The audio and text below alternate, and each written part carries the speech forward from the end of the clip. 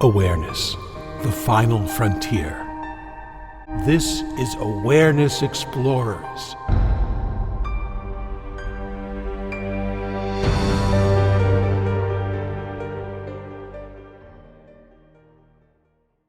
Welcome back, fellow explorers, to Awareness Explorers. I'm your co-host, Jonathan Robinson, and I'm with my friend and co-host, Brian Tom O'Connor.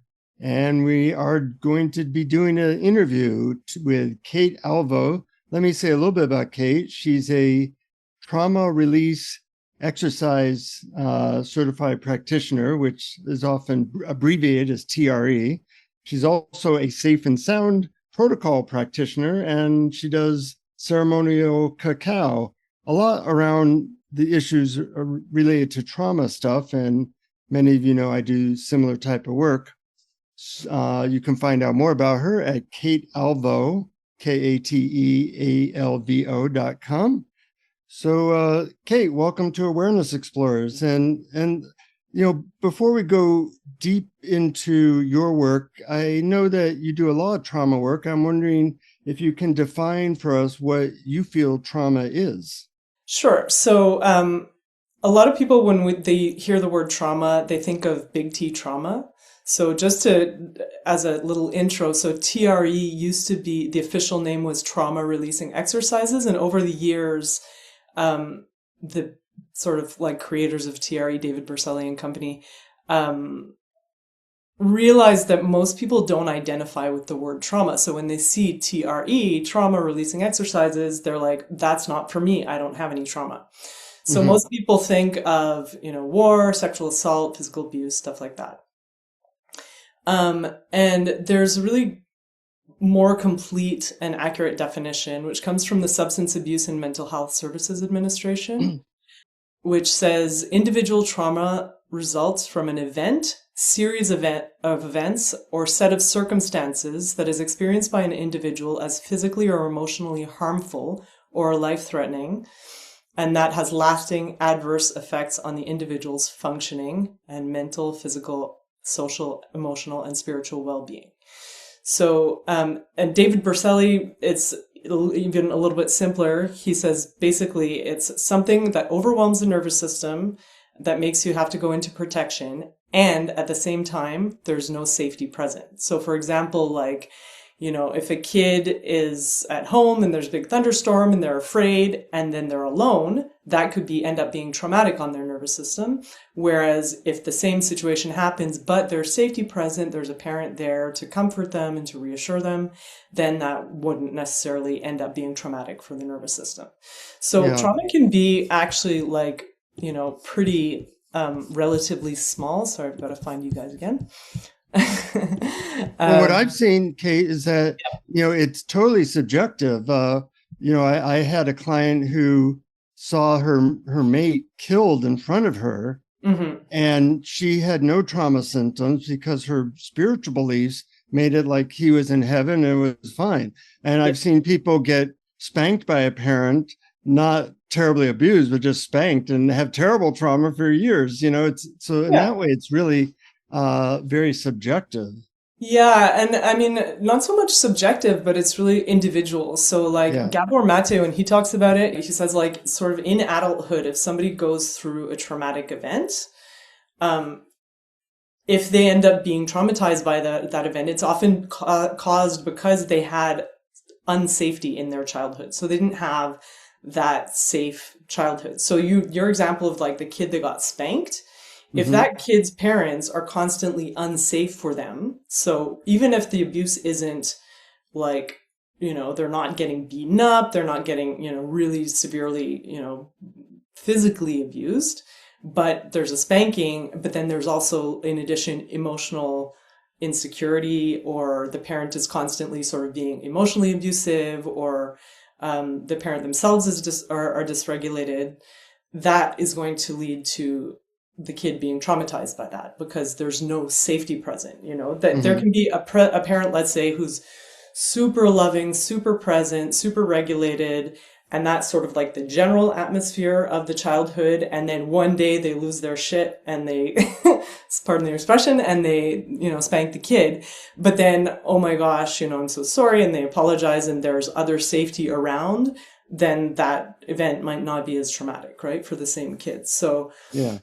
then, I mean, trauma is also deeper than that because we also have what intergenerational trauma we come in with, what birth trauma we come in with. So there's a lot more like deeper levels to it than just what's happened in our biographical life. Yeah. That's So an interesting somebody, subject in of itself, which yes. we might get to. Yeah, so it's kind of it's a big topic. Yeah. Right. And it also sounds like trauma has an element of lastingness or residing in the body. How does that work? Yeah, so I guess I could maybe start by explaining a little bit like what's happening in the nervous system when we go through a stressful and traumatic event. So, Sure. So, TRE was developed. I'll just go into a little bit like what. Should I start with a definition of TRE first and then talk about this? I think that would be great because that was going to be okay. my next question. Okay. And we might as well weave them together. Great. Okay. So TRE is, as Jonathan mentioned, stands for tension and trauma releasing exercises. That's what they call it now. In different contexts, they might call it tension and stress releasing exercises if they really want to take the word trauma out of it. But really essentially what it is it's a practice that is accessing the body's natural innate tremoring mechanism in order to release stress and trauma that's stored in the body. So this mechanism that we call shaking or tremoring, belongs to the mammalian body. So it's not just something humans do, it's something animals do. You've probably seen your dog shake, or I know Jonathan has dogs, but like after a thunderstorm or during a thunderstorm, the dog might be, shaking and quivering. And that is not indicating something pathological. That's actually the body regulating itself after the stress. So when the body is in a stressful situation, I'd like to talk, I guess, a little bit about sort of the autonomic nervous system, because this is related, right? So the autonomic nervous system is our body's way of detecting and protecting us. So detecting if we're in safety or danger, and then putting the body into the right state in order to respond to those circumstances. So when we are feeling safe and calm and grounded, this is what we call ventral vagal. So this is, talking about polyvagal theory, we're talking about the vagus nerve, which probably a lot of people in this community have heard about, like vagus nerve resets and stuff, and nobody knows what the hell that means. So the vagus nerve is the biggest nerve in the body. It's connecting the brainstem to all of the body's organs. And it's got two branches. It's got the dorsal branch, which is connected to everything below the diaphragm, and the ventral branch, which is connected to the heart, the lungs, the voice, the face, and the ears. So, when we are in ventral vagal is what we call, that's the state that we're in when we're feeling calm, grounded, connected, centered, present, etc. And when there's danger, so there's sort of like two lines of protection. The first line of protection is the body will go into what we call fight or flight. Most people have heard of that before.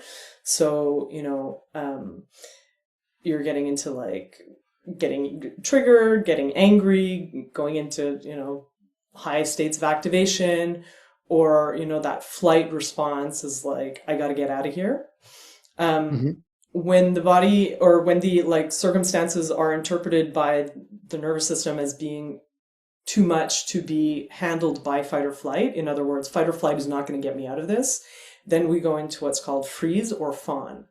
So fawn is sort of a more newer understanding of something that can happen. So when we go into freeze or shut down, this is like the sense of being disconnected.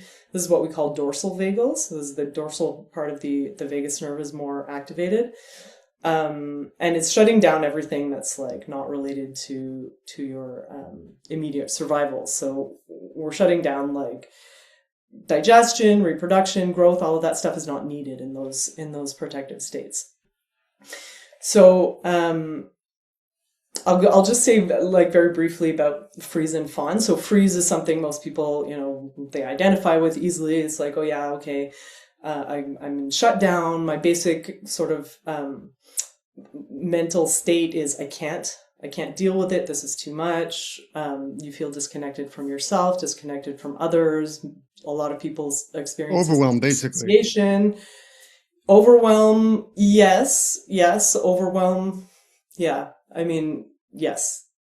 I guess overwhelm is like, for me, it's like the threshold between fight or flight and shutdown. But anyway, so then there's this other sort of response also, which is fawn, which is what you see often in sort of abusive relationships, which is rather than, completely shutting down, you just start to appease the person who's being abusing you. So it's like the mechanism of safety is like, as long as I am like agreeing to do whatever this person is saying, then I am going to be safe. And this is where we have a lot of confusion with cases of sexual assault, for example. When somebody's sexual assaulted, if they're not fighting the person off, in the 90s, that was considered as consent.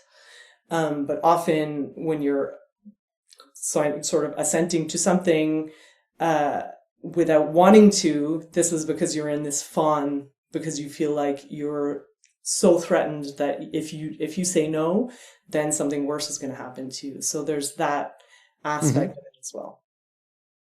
So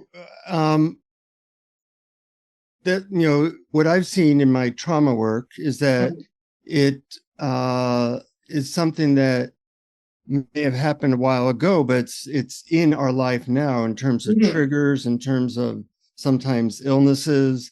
Certainly it shows up a lot in relationships as our conditioning.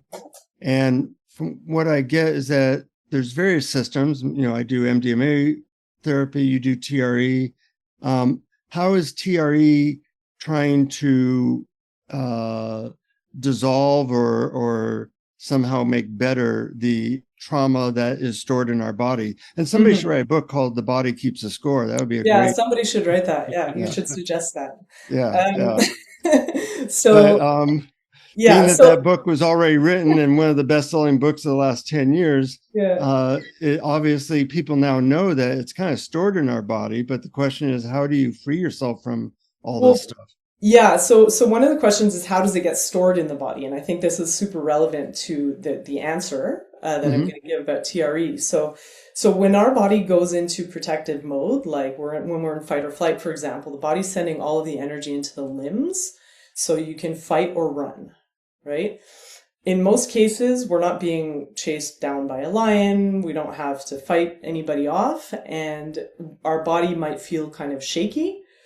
But what we've learned to do, what we've been sort of like conditioned to do in our Western society, is to repress that. So basically what's happening is the body's got all of this extra, like, let's say cortisol and adrenaline and everything that's rushing into the limbs, all of that energy. And if we suppress the shakiness that we feel, then that ends up getting stored in the body as tension, as chronic tension. And a lot of it is actually buried in freeze. So a lot of it is actually unconscious. So you might feel, most people will be like, oh yeah, when I'm stressed, I can feel like my shoulders are really tense or whatever, but they're not aware of the deeper tensions that are underneath. So what TRE is doing is basically accessing that natural shaking mechanism through a few simple exercises that get the shaking going. But what it is it's not, so there's a lot of,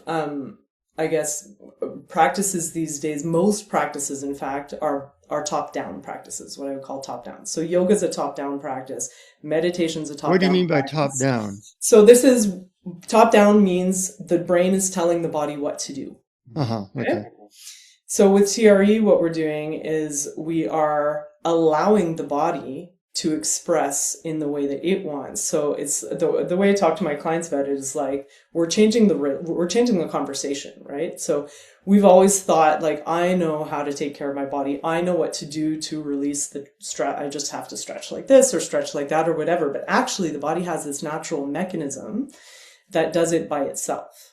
So what TRE is doing is we're accessing this, and then we're letting go of the doer, and we're allowing the body to take over, and the body will go through involuntary. So we use the word tremoring, but really we're talking about anything that's an involuntary movement. So it could be small vibrations, could be pulsations, could be small shaking, bigger shaking, could be sort of like things that look like stretches and twists and everything. But really the body is what's doing it, and the body's leading it. So we're just allowing. So our job is to just allow and be curious and let the body work out these tensions in its own time, in its own way, in its own order, let's say. You know, sometimes when I meditate, I'm wondering if you have this experience, Brian, like I'll have certain kriyas. Do you know, are you familiar with the term kriyas? I've heard the term kriya, but I've never associated with anything that happened to me, but it's probably because I didn't use that name. Go ahead. Well, like, you know, I'll be meditating and suddenly my arm will like go like that, you know, or whatever, you know, it just like spontaneously shakes. Is that a release of tension kind of similar to what you've been talking about, or is that different? It's hard to say. Like, I honestly, you know, I know that Kundalini is a little bit different from like what's happening with TRE. I had a long conversation with somebody she's also a TRE provider, and she also coaches people through Kundalini. Because she went through it, and I had a long conversation about her to sort of like distinguish the difference, and she said it's still sort of unclear for her, but in her experience, Kundalini feels more energetic, whereas TRE feels more physical. Yeah. Yeah, and in my experience, when I am meditating and get into a deep place of allowing and complete relaxation, I often feel my body start to shake. Yeah. But it sounds to me that is a little bit more top down, because it's like my meditative state is allowing the energy to come up and release. So yeah, it may be a gray area. I don't know if it's. I wouldn't call that top down. What I would call top down is if you said to yourself, "I'm going to start shaking my body now." Oh, I see. No. Yeah. So bottom up is really when we're allowing the body to do it by itself. The body's doing something, and you're not telling it what to do, basically. Yeah, in my case, that's what's happening. It just happens. And it's very common in deep states of meditation, and even you guys I guess you're familiar with Lester Levinson. Have you read his book? Oh yeah. So at the end of his book, when he talks about the moment where he has like his big awakening, he talks about his body going to this like really big shake for I don't know how long, but that's. Yeah. So it's super common. So I actually have a funny story. I have a friend who was, he had a shift, and he was over at a friend's house, and they were sitting there, and they had her dog, my friend's dog was there.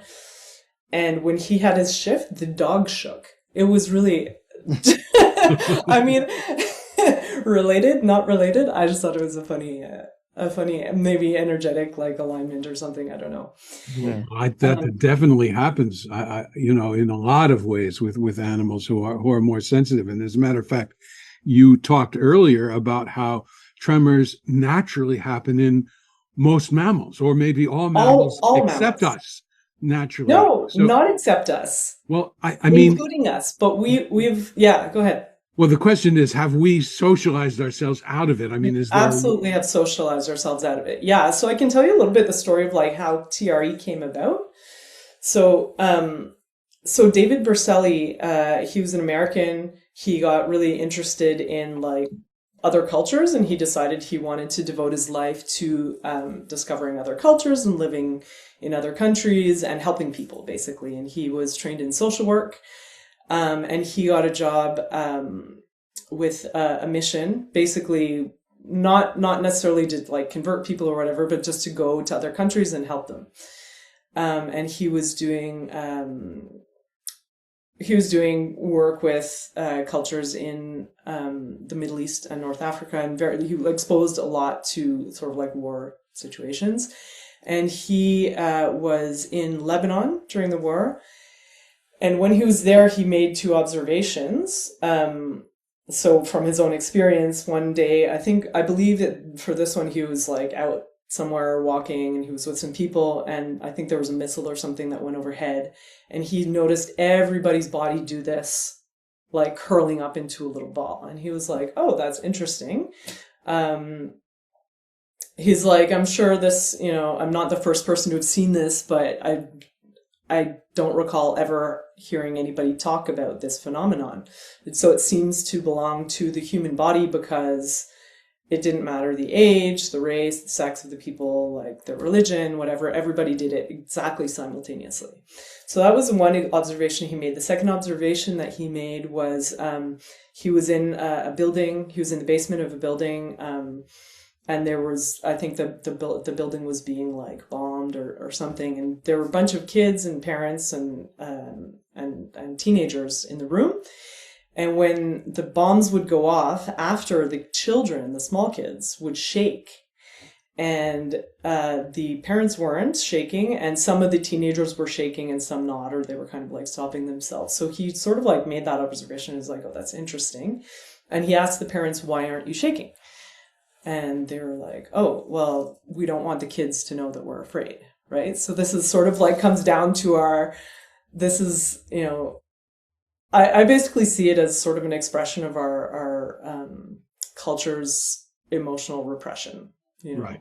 Like we've been taught to repress our emotions in order to spare other people's feelings or to protect other people or to, not be seen as being weak or whatever. So like, people, if you're going into a job interview and you're nervous, you're shaky, people will try and suppress that, right? So, but what's happening is that by doing that, we're not allowing the body to move through its natural process, and we end up storing that tension in the body.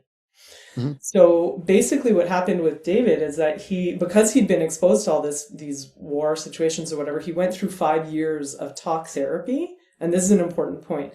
So talk therapy can only get you so far, right? And this is what you were saying before, but like, 5 years of talk therapy. After 5 years, he looked at his therapist and he said, I understand what happened to me, but something still feels wrong in my body.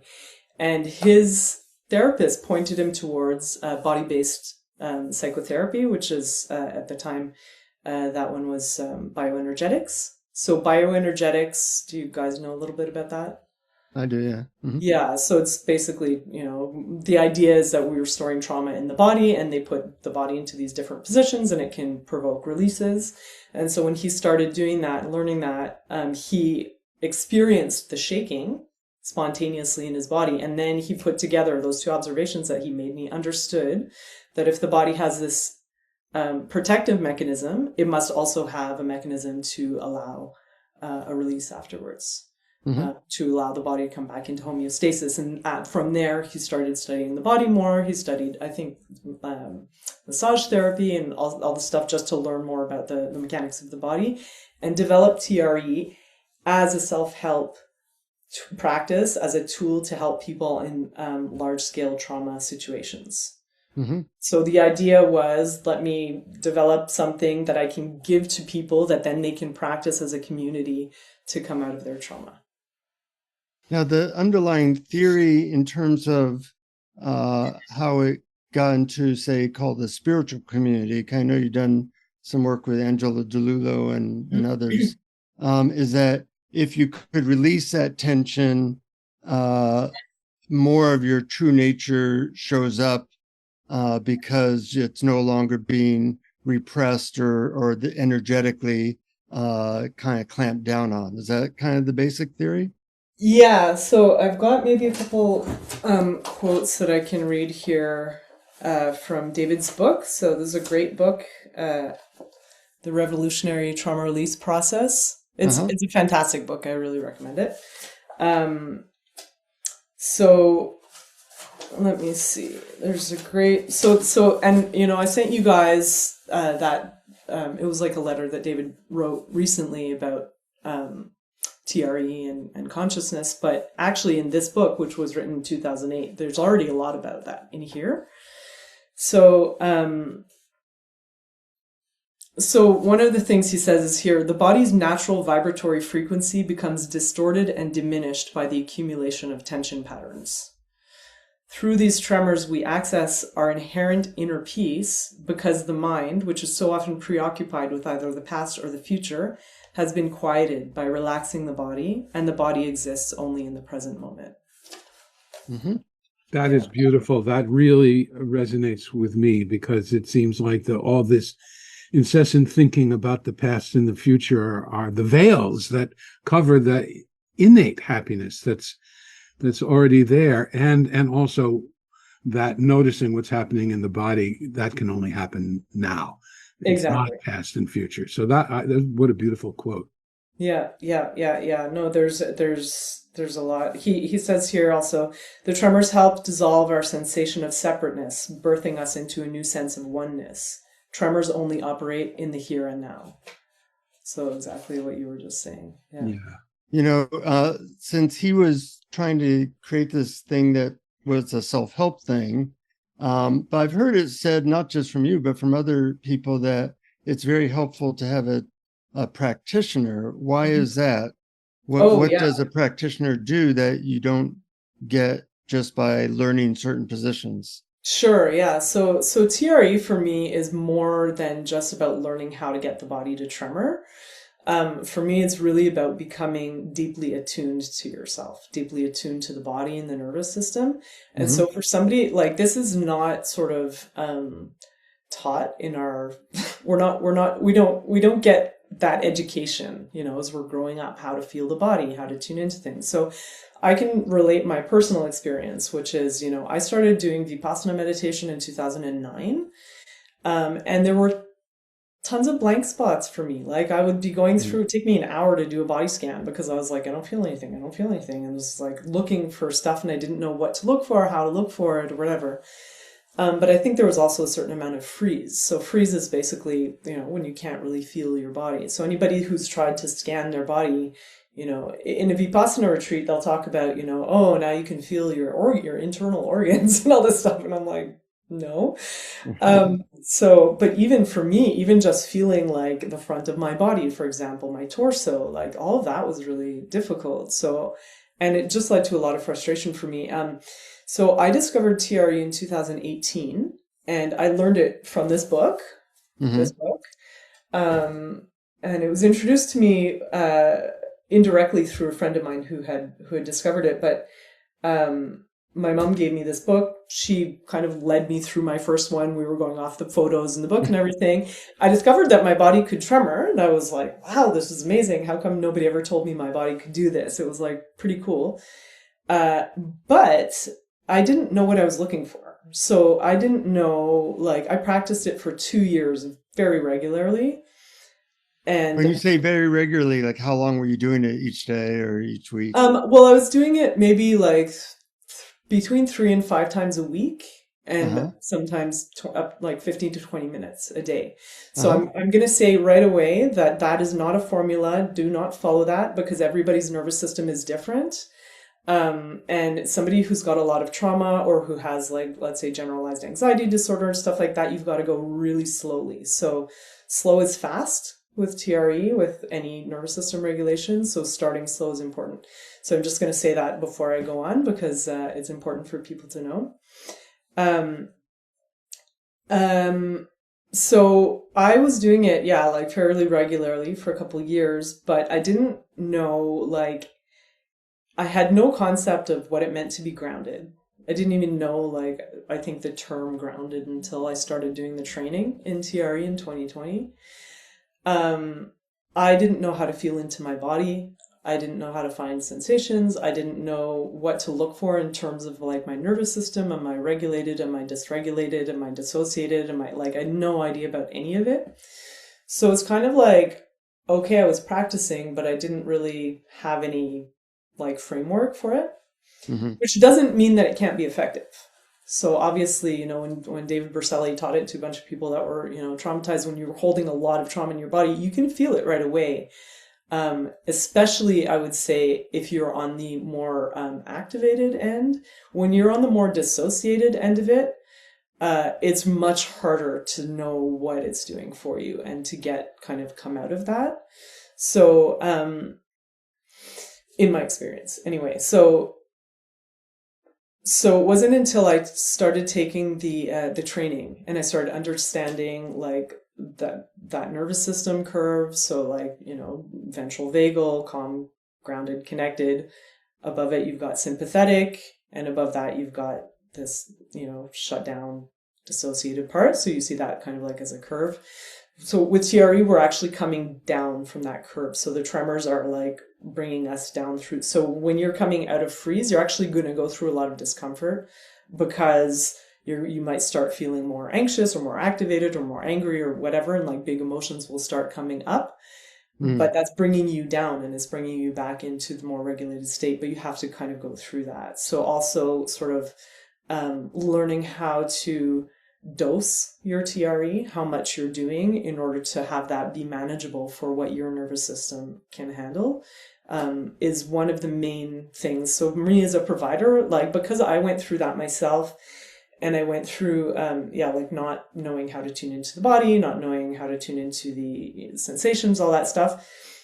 The main thing, or one of the main roles that I have, is educating people. So when I'm having, a client in front of me, we talk about the polyvagal theory, I talk about pacing, I talk about all that stuff. And then I help them, and we'll do this at the end of the session today, a very like basic sort of like grounding guided meditation to bring them through the different aspects of their experience, which are basically indicators of where you are on the polyvagal curve, right? So looking into, are your thoughts quiet or racing? How's your breath? How are your emotions? Stuff like that. Something that I think is really interesting too is when people come to me for TRE, oftentimes they're coming out of like therapy, for example. Like I have a lot of therapists who refer to me people for TRE, and they're not making a lot of progress, or they're, really stuck in sort of like this negative self perception and negative outlook on the world and everything. And that it's really interesting because I guess through therapy, we are sort of like conditioned to, and not only therapy, but I think like just in the larger sort of like wellness world or whatever, we're conditioned to think that we have to, again, top down, like change our thoughts in order to then feel better. But what I find super interesting and so powerful about TRE is, or any nervous system regulation practice, is that as the nervous system becomes regulated, the outlook on life and on yourself naturally changes and becomes more harmonious. So rather than the outlook being, I'm bad, the world is dangerous, it naturally shifts to, I'm feeling comfortable and safe and I can engage with the world. So, and that's a really important, I think, shift in perspective, because it sort of takes the onus off the person to change their, their state, because they can create a lot of sort of, guilt, like, oh, I'm not good enough because I can't change my thoughts and I'm not making myself feel better. And all this like stuff, which I think is, also is a lot of selfing, right? That's a lot of selfing of like blaming yourself for, not being able to regulate. Whereas when your system has trauma, if you can work on it from that bottom up approach, that stuff starts to resolve naturally. In the mammals that you were talking about, the tremors come on automatically immediately after the event, and also in some of David Berceli's examples, it happened. But for most of us, trauma happened a long time ago. So isn't there a sort of a statute of limitations on releasing pent-up trauma in the body? It's called death. It's called death. Yeah. No, and I think that's a great thing, and that's what's so powerful about TRE, and what makes it so unique is that we don't need to understand like where did it come from. We don't need to have any memory of what it was. So if we have trauma that's from like early childhood, before we had a memory, that is stored in the body, and the way out is allowing the body to release it. So the body has the memory, but we don't have to have a cognitive memory of it. Wow, that's really fascinating, and it ties in with what we talked about the relationship of this with awakening, because it's not about story. Exactly. We can release it. We can release emotions. We can release even stories that are kind of like unconsciously stored in the body without having to reactivate the story or re-identify with it. Mm-hmm. Yeah. I have a question related to some of the MDMA work I do. Sometimes I'll be working with somebody on that medicine and they're not familiar with TRE. I'm not that familiar with it either. And I just tell them, why don't you just like shake? Is that doing anything? I mean, it certainly helps them to feel better. Is that releasing anything, or is TRE more of happens only when it's not a top-down thing that somebody is trying to do something? Yeah, I think it's more powerful when it's the body that's doing it by itself. That said, you can use like intentional shaking to get the shaking going. And maybe this is a good time to talk about like the fact that so there are shaking practice. Shaking practice is one of the oldest medicines in the world. Like it's been in existence since the dawn of humanity, and it's been used for spiritual connection, like connecting to God, let's say.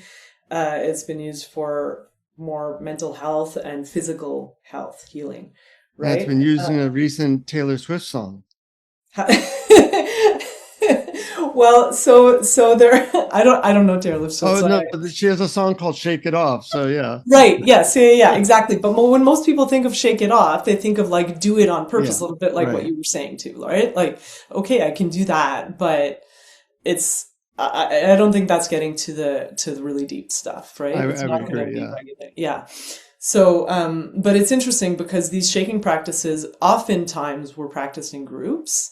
The Kalahari Bushmen of Africa, they're, I think, the longest existing continuously, like with continuously keeping their same cultural and practice, indigenous groups in the world. That's what I've heard. Yeah. I think North American indigenous people might argue that, but regardless, they have a shaking practice that I think they get into. So they'll have like, let's say the medicine person that starts getting the shaking going in their own body through movement or through drumming. And then they will transfer the shake to another person through touch. So interesting. That's really interesting. Yeah. And there's a lot of indigenous groups around the world that still practice it. But what happened is even the Shakers, they got their name because they shook. They had this shaking practice, right? Right. So, but sort of the church is like, sort of started to see that as being diabolical or demonic or something, and kind of like pushed that, into the sidelines. And so it's not really, it hasn't, well, until recently, it hasn't been, let's say, accepted in society. And even now, it's still, sometimes I show people and they're like, this seems weird. And people are a little bit thrown off by it, right? Although it's a natural, innate process. So. Yeah. Well, when you mentioned that sometimes it can be transferred by touch, it reminded me of a subject that I came across, I think might have been in your discussion with Angelo, I'm not sure, about the term co-regulation, but I wasn't quite sure what that was all about. Okay, so co-regulation is a super, I'm glad you brought that up. It's super important, and this is part of, I didn't really finish explaining like what a provider does. Well, why don't you go ahead and finish that, and then we can. Yeah, well, it's related. So co-regulation is a big part of it. So basically, when we're kids, so just the idea of like regulation, what does that mean? Self-regulation, co-regulation. So regulation means that if your nervous system has been dysregulated, you've gone into some kind of protective state. Regulation is the ability to bring yourself back into a state of feeling calm, grounded, and safe. Okay, so. When we're kids, when we're born, we are dependent on our parents to co-regulate us because we don't have the ability to regulate ourselves. So we need a regulated adult around in order to teach our nervous system how to get itself back into that safe place. So a lot of people grow up with parents that are dysregulated, right? So this was my case. I grew up with, one parent was absent, the other parent was dysregulated, going through difficult stuff when I was a kid. So my system didn't learn that, which is why I think that it took me so long to start getting something out of TRE, because I was doing it on my own. So my system didn't know how to find that safety on its own. So this is where having it, like for many people, having a provider is going to be important at first, because you have to so co-regulation is basically like the idea that our nervous systems mirror each other. So whatever a child is exposed to, that's what their nervous system is learning. So if you have a regulated adult, the child is learning to be regulated. If the child has a dysregulated adult, then it's going to learn to be dysregulated, right? So, or it's not going to learn how to regulate. So when we're adults, trying to get your system to regulate itself just by doing TRE without having another nervous system there to help ground you and regulate you is going to be next to impossible. So that's one really important factor, I think, as that's one of my important roles as a TRE provider. And interestingly, I had a really interesting insight actually after I had an MDMA session with Jonathan last month or so, and I had a really interesting insight after that, which is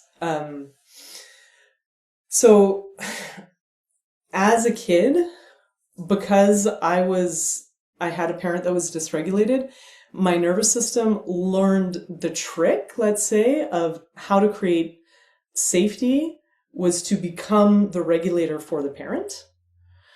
So to somehow be the one that's calm, grounded, and present, whatever, for my parent. And while that has made it more difficult for me, let's say, in my own TRE process to go through my process, let's say, alone, it has also ironically made me a better TRE provider, because my nervous system is so used to being the one that's grounded, present, and safe for the other person. Mm-hmm. I just found it really interesting to see that, because I kept questioning, why is it that, I'll see some of my clients go through, a very big transformation with TRE pretty quickly. Whereas for me, it was like a much longer, more progressive, slow process. And then that occurred to me and I was like, oh, isn't that interesting? It was like the very thing that makes it difficult for me is actually the very thing that makes me a better TRE provider. Wow, that's fascinating, Kate. Yeah. And also, it also reminds me that it can go the other way, because I remember you mentioned in the interview with Angelo that you didn't start fully experiencing TRE until you started facilitating more. Exactly. Yeah. For me, when I started facilitating is really when I kind of started being able to tune into my intuition. I started really seeing how I can be a grounded presence for another person. And then I was more in tune with my own grounding and my own presence and my own regulation because of that. Yeah, it was a really interesting process for me. Yeah, it's similar. I find that, one of my favorite forms of meditation is talking to other people about non-dual spirituality. For some reason, it just, right there. So you're doing this whole podcast for your meditation. Oh, absolutely. Everything I do is for selfish reasons. Right. Actually, there's something, now that you're talking about meditation, there's something else that I find super interesting with TRE. So one of the first things that people notice after a TRE session, even if it's their very first TRE session, is that the mind is quiet after the session. Mm-hmm. And so this is another thing. So I actually have a client who she's now super awake, had many shifts in the last couple of years. But she, when we had a TRE session together, she told me that it had never occurred to her that she had learned TRE in the past, but she was doing it because she had a sore back or I don't know what. And it had never occurred to her that TRE could be helpful in this process. And then she started using it instead of meditation. She actually didn't have a meditation practice. So she would do TRE instead when she found herself like caught in thought loops, or like her, when the mind started coming back online, she would do TRE and that would just settle right back down. So interestingly, like, in all of these traditions, meditation is so prized as, a way to get to a calm mind and a quiet mind in a, still state or whatever. And that's through stillness, but there's another pathway, and that pathway is through shaking. And there's a super interesting book, which I think I sent you in the email. Bradford Keeney wrote a book called Shaking Medicine, and he talks about all that stuff too, in that book, and all the different traditions and practices of shaking in order to get to that spiritual connection. Now, I know you also do this thing called Safe and Sound Protocol, which is a trauma-related thing. And, I think, as we often say on the podcast, that different things work for different people at different times. But for people like me who haven't never even heard of that before, what's that approach? So that approach is actually, developed by Stephen Porges. So Stephen Porges wrote the polyvagal theory. And he developed this approach called Safe and Sound Protocol, which is based on the idea that the sound frequencies that are coming from the outside are translated there's like a little sort of organ in the middle ear that translates those sound frequencies into a signal that arrives to the nervous system. And when we're properly regulated, when those like muscles are properly regulated in the middle ear, we can easily pick out the middle frequencies. So the middle frequencies is where the human voice falls, and that's what sends a safety signal to the nervous system. High frequencies and low frequencies, like screams or like grumbling thunder or whatever, send danger signals to the nervous system. So when that little organ is not properly like regulated, we're getting more of a mix. So we're getting more highs, more lows, and we're getting more danger signals. So what the Safe and Sound Protocol is doing is it's a listening program. So we're listening to music. It's 5 hours in total, but you dose it out in the same way that, let's say, I dose out TRE for people. Like for some person, they might be able to tolerate 1 minute. Other people might be able to do 30 minutes, for example. So it really depends on the person. But basically that is, they're choosing music that's mainly focused on the mid-range, and then they're also filtering it down. So through the 5 hours, let's say the beginning of the 5 hours is almost only mid-frequencies. And then as you go through it, it's increasing the bandwidth of frequency, and it's also modulating the bandwidth and the volume. And so it's sort of like reworking those muscles so that eventually by the time you get to the end of the 5 hours, you can more easily distinguish those mid-frequencies, and you're getting, it's sort of doing like a little workout for the vagus nerve and the nervous system. Yeah. Fascinating. I personally like, I just want to say I'm, between the two, I was trained in TRE first, and I do have a little more of a bias towards TRE, partly because the Safe and Sound Protocol is, you have to subscribe to the program. Like you've got to pay a subscription to have access to that music. It's not like a one-time thing that you buy it and then you have it forever. So you kind of have to stay subscribed to it. Whereas TRE, because it's something that's innate to the human body, once you learn the practice and you know how to use it, and let's say you've learned, co-regulation if that was needed for you or whatever, then it's free for it belongs to you for life. It's a practice that you learn. So that for me, it's like, because the thing is like, once we've gotten rid of, let's say, this charge of trauma that's been stored in the body since we were kids or babies, life doesn't stop. Life continues to be stressful, right? And so having a practice to continually be able to release that and not allow it to accumulate in the nervous system is also important. Now, when you worked with Angelo DeLullo, like on his retreats, what were you doing? So this was on the He does this multimodality retreat. So I was there for the very first one that he did, and we just, myself and my friend, who's also a TRE provider, we just at kind of like on the lunch times, we had groups. So she took the groups that she took the people who'd never done TRE before, and I took the people who had at least done one session with, at the retreat, or they had learned otherwise. And we just ran groups of TRE for 45 minutes or something. Yeah, during the retreat. Yeah, that was really cool. Yeah, I also did it I was at a month-long retreat too in New Mexico 2 years ago, year and a half ago. And I did it there too. Yeah. A lot of these retreats, people are meditating hours a day. The body gets stiff and exactly. I did a book in the 90s where I interviewed a lot of spiritual leaders, and I was struck that none of them really talked about somatic stuff. Nobody talks about it. Whereas nowadays, everybody talks about somatic stuff. So it's a real paradigm shift. Yeah, totally.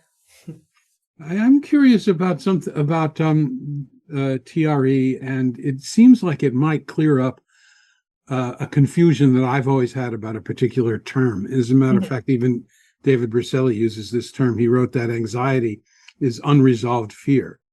But I never understood what that meant. I mean, what is resolved fear? And is it different from DRE, or is it related, or? Gosh, that's a question. What is resolved fear? I mean, I guess maybe what he means by, and I mean, I don't know what he meant. Right. But my, I guess, understanding of what unresolved fear is maybe fear that hasn't been properly felt and allowed to move through the body. That makes perfect sense. And in relation to TRE, right. Yeah. Because that's my experience when I also went really deep in looking at my core wounds, that's when, the shaking, the energy started coming up and being released in the body, and so many other elements of my life changed. Yeah. It's actually this leads me to I think another important point to talk about with TRE and awakening is that oftentimes, as you say, you're going through, if you go through a shift or something, a lot of stuff can come up. So a lot of old, material, big emotions, a lot of energy. And I don't know if you guys watched the interview with David and Angelo. I think you said you did, but David talks about this very clearly, is that what TRE is doing is it's kind of increasing the body's capacity and increasing the amount of safety in the body, so that then there's more space to hold those really difficult and really charged experiences. So a lot of people will go through, let's say, a spontaneous Kundalini, or awakening or whatever, but if they don't have that capacity in their system, it can be really overwhelming. So TRE in a way is preparing the body for all of these big experiences and the awakening itself. And even, David, in that letter that I sent you, he says how did he say it? The body and consciousness are not separate. I think that's what he says. Mm-hmm. Yeah. Mm-hmm. So what he's saying is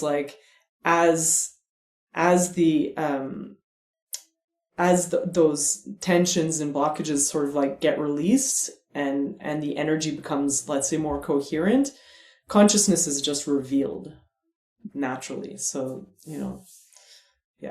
This is huge. What's there. This is really huge, and a big paradigm shift in consciousness movement, because starting even from the "you are not the body," which I completely understand what that means, but it could mislead people into ignoring the body, into exactly dissociating from it. Yeah, and there's more and more work being done too, like the work of Rostel and the work of Jason Soul or whatever. They're exploring, the idea of the safer we feel in the body, then the more things they just get revealed, right? And so it's really the same concept, really the same thing that David's saying. and there's a lot of different sort of like approaches to it, but yeah, a lot of it really comes down to healing happens when there's maximal safety. exactly. Yeah. Yeah. Mm-hmm. Yeah. There's another thing that I wanted to say too, with regards to that, with regards to like the different modalities that are available to work with. There's breath work, there's psychedelics, there's, well, Jason developed this sound bubbling thing. There's like all kinds of stuff. And a lot of the things are what I would call sexy. Like they are cathartic, and you have like these big, shifts in consciousness during the practice, like during breath work, holotropic breath work, stuff like that. You might have visions, you might have, so it's very like fireworksy. And I think the thing with TRE is that it often gets overlooked and dismissed too early, because somebody will practice TRE, and because it's subtle, they don't realize the power of it. So TRE, what I find amazing about it is that it's a practice that's really gentle. I like to say, like, with TRE, we're not pushing through intensity, we're releasing from safety and gentleness, basically. Yeah, that's So, a good point.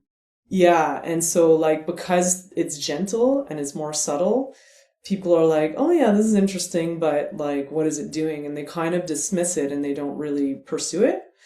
Some people feel it right away that, "Oh, this is doing something that nothing else has done." But yeah, that sort of like lack of sexiness is something that I find it's a little bit unfortunate that people are looking for big experiences, but having a regular practice of TRE actually can do much deeper healing than having like, a session of something where you just have like a big sort of insight and then experience is over and then life goes on, right? So yeah, you're probably not going to do holotropic breathwork every day also, exactly, that's the thing. Yeah, TRE is a practice that you can do regularly, so and you're not dependent on having, people holding space for you all the time and everything. Like, yes, at the beginning, a few sessions. Like for me, I say like, for what I've seen is ideally 5 sessions to get somebody going, get them like, get the practice established, help them learn how to move the tremors through their body, help them learn how to self-regulate, all of that kind of stuff. And then they're good to go, and then, they might come back at some point because nothing, like things aren't shifting at some point. The tremors are doing always the same patterns, so they're not getting any deeper releases. So then they might come back for another session or have a group session or, stuff like that. But you're not dependent on, it's not like therapy where you're kind of dependent on a weekly, shelling out money and depending on somebody else, right? Yeah. And are these sessions best done in person, or as opposed Not to say necessarily. over Zoom? I work on Zoom. I work in person. Yeah, it depends on the person. Like some people, if a person has tons of like early childhood sexual trauma, stuff like that, they might feel safer in person. Yeah. But I've worked with all kinds of people, both online and in person. So Great. Well, I hear you have a kind of beginning meditative exercise that you can guide us through, and I'd be curious to experience that. Sure, yeah. So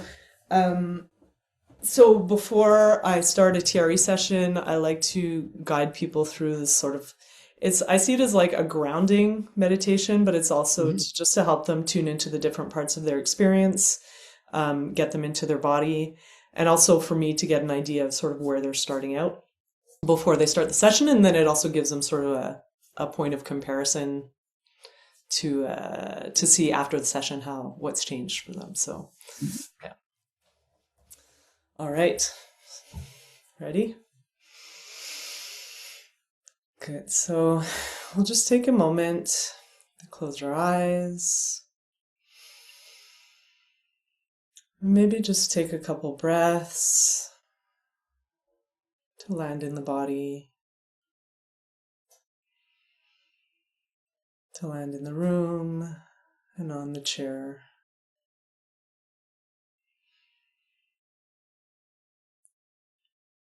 So we'll start by just bringing the attention into the body, and noticing how in the body you're feeling. So I'm going to invite you to just find whatever comes up spontaneously as a number between 0 and 100%. Just notice how in the body you're feeling. So feeling in the body might be a sense of heaviness. You might notice the points of connection between the body and the chair, your feet on the floor. Might be a feeling of solidity or being completely filled in.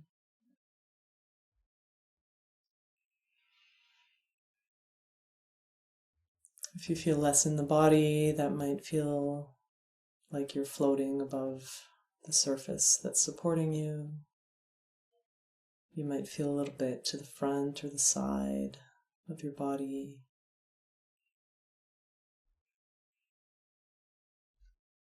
You might feel a little bit bigger or a little bit smaller than usual. It could feel like you don't feel your body at all, or you're floating completely detached from the body. It might feel like a shell filled with cotton or clouds. Or you might just notice that you can feel certain parts of the body but not others.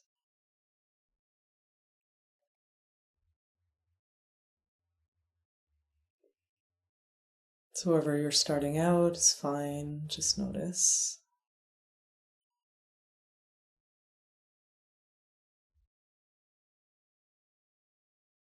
And then we're going to bring our attention into the breath. So here we're not trying to control the breath, we're just using it as a tool to notice how regulated the body is right now. So you might notice your breath is naturally deep, going into your belly, feels satisfying. Or it might be a little more shallow. You might notice it's fast, it's really constricted. Again, not trying to modify it, just noticing.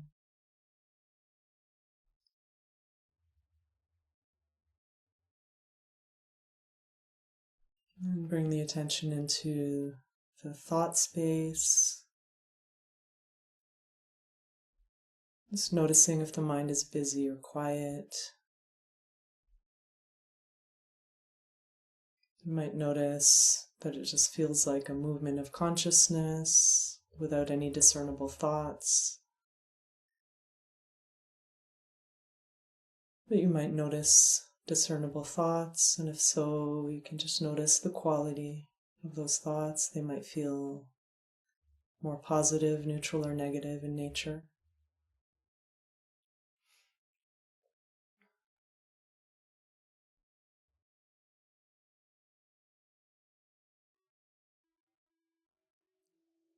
And bring the attention into the emotion space. You might notice that there's an emotion present, but there might not be. There might be no access right now, or might be a feeling of neutrality. And if you're noticing any emotion, you can also notice the intensity and the quality. It might feel expansive or contracted, heavy or light, or something else.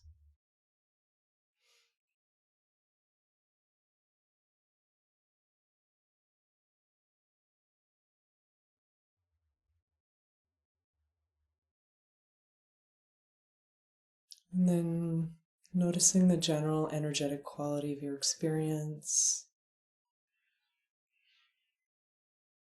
You might notice the energy in your body feels calm and harmonious. Or it might feel a little more agitated, anxious, chaotic.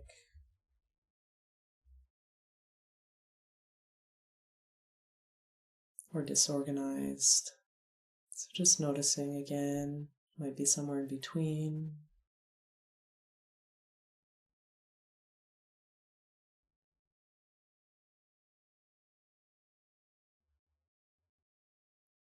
Doing a final scan through the body, through the physical body, just noticing if there's any parts of the body that kind of jump out at your attention. So you might have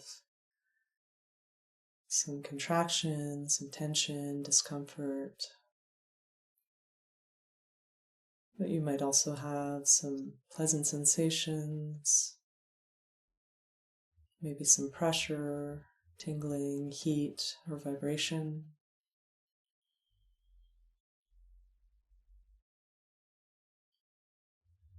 And you might also notice that there's other body parts that you can't feel, or that feel a little bit foggy or absent.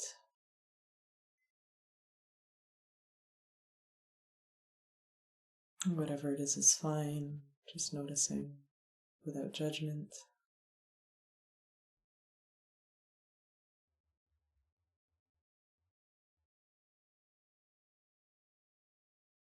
And then finally, just bringing the attention down into the points of contact between your body and the surface supporting it.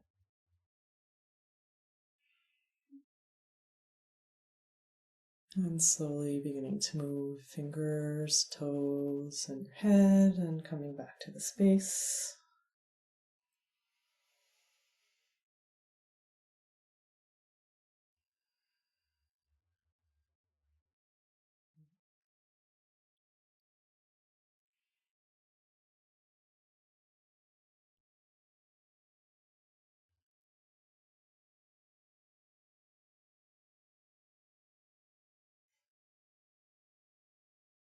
Very relaxing. Indeed, yes. Are you awake, Brian? I'm back. I'm here. It was so good at putting me right into, well, one of my favorite expressions is now hear this. Here being HERE, and best expressed as now, period, here, period, this, period. Yeah. And that was what I got. Beautiful. I'm very curious to know what you guys experienced about the that first part where I ask what percentage you feel like you're in your body. I'm curious to know what came to you guys. I was right there, which made me laugh because I wasn't always able to. And it reminded me, oh wow, this is easy for me now. That's great. I never sort of like patted myself on the back. How about you? I'm going to take the Fifth Amendment so I don't incriminate myself. No, I started at 40%. At the end, I was at 85%. So yeah, awesome. How can people get in touch with you? Through your website? Through my website, katealvo.com.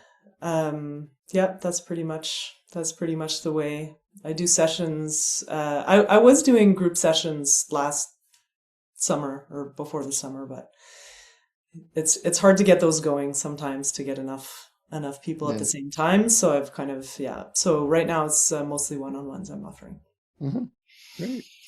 Awesome. Well, thank you. I learned a lot, and hopefully our listeners learned stuff that will be useful in their awakening. I hope so too. Any last words, Brian? I'm just grateful and for you and bringing your wisdom, your experience, your insight, and it seems like it will be really helpful to our listeners. So I'm grateful for that. Yeah. Thank you so much for the opportunity. Okay. Till next time, friends. Just keep exploring. Keep exploring. Thank you for listening to Awareness Explorers. To learn more, you can check out our website at awarenessexplorers.com. Please subscribe to our podcast on your favorite podcast app. We'd love it if you would post a review. And please share our link on Facebook and with family and friends, because knowing yourself as awareness is the greatest gift you can give yourself or someone you love.